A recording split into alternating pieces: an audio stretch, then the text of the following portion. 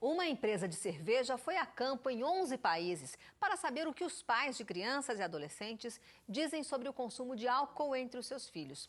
No Brasil, 33% dos pais admitem que não conversam sobre o assunto com os filhos. Desses, 48% não iniciam o diálogo porque acham as crianças e os adolescentes muito novos para o tema. E 22% não sabem como começar a conversa.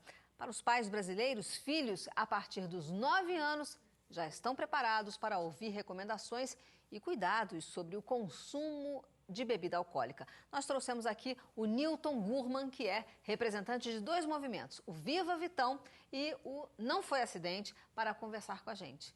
Tudo bem, Nilton? Muito obrigada pela sua presença. Boa tarde, obrigado a vocês. Seja muito bem-vindo, viu, querido? Olha, a gente sabe, né, que existem duas formas de você chegar a se engajar numa causa importante. Uma delas é pelo amor, outra pela dor, né? No seu caso aí, como é que foi? Olha, infelizmente, a maior parte das pessoas que hoje atuam em ONGs e se organizam para tentar mudar as coisas chegaram pela dor. Foi uma tragédia familiar.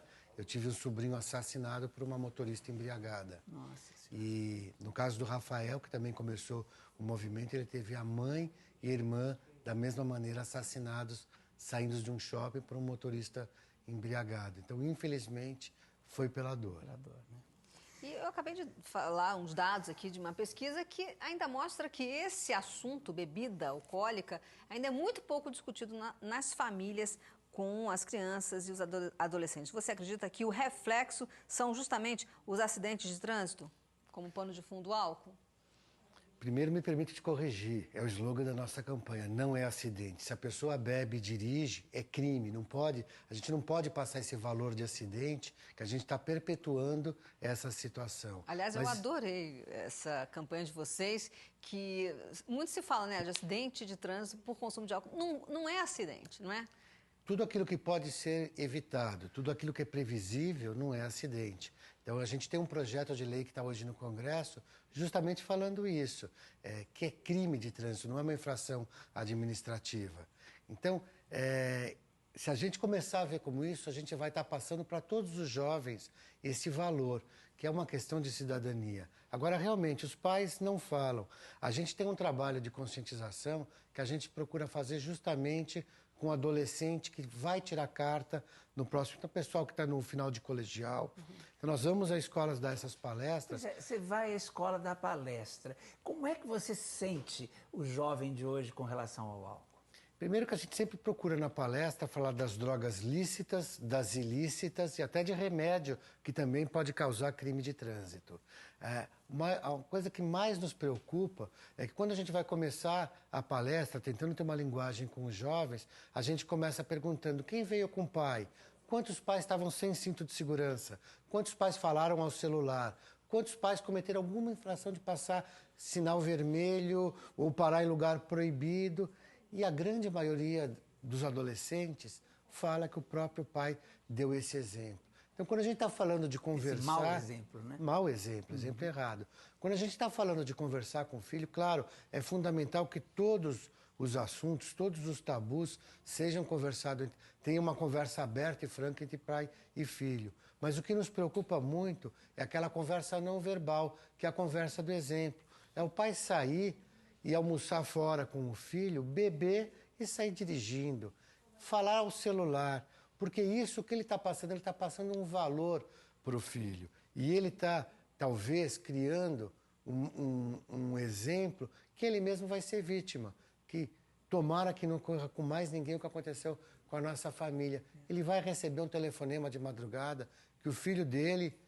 ou bêbado matou alguém, ou morreu, ou foi vítima de alguém que bebeu e dirigiu. Eu tive um sobrinho que, por coincidência, né, ele foi a vítima sem estar bêbado. E dentro de um carro onde só tinham bêbados, né? Porque ele, por solidariedade, ele achou que como os amigos estavam bêbados, ele tinha que estar ali sóbrio para orientar. E ficou no carro, no banco de trás, justamente eles entraram num poste, aqui na zona norte de São Paulo, e o poste justamente caiu em cima dele, né? E ele foi esmagado. Eu, inclusive, fui reconhecer o corpo, foi uma coisa tristíssima assim, para a família toda, né? E a gente fica, quer dizer, então, isso também é uma coisa muito importante, né? Você não entrar, quando você perceber que os seus colegas estão bêbados, né? Não entre no carro junto, né? Porque você está jogando fora a sua vida, junto com a deles, né? E é muito importante esclarecer ao jovem o que é o bêbado, porque o jovem acha que nunca vai acontecer com ele, que ele está tudo sob controle, até que acontece uma desgraça dessa, porque é uma desgraça. Cada brasileiro que morre, cada jovem que morre é uma desgraça. O meu sobrinho, quando ele se formou, ele foi orador da turma.